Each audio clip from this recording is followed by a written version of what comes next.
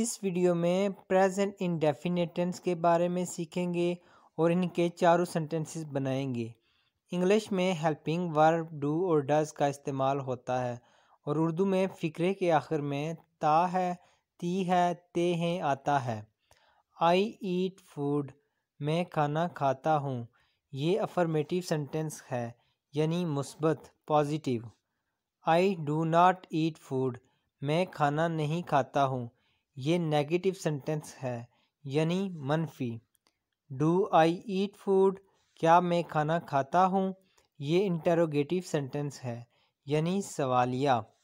Do I not eat food, کیا میں کھانا نہیں کھاتا ہوں، یہ نیگیٹو انٹروگیٹو سینٹنس ہے یعنی منفی اور سوالیہ بھی۔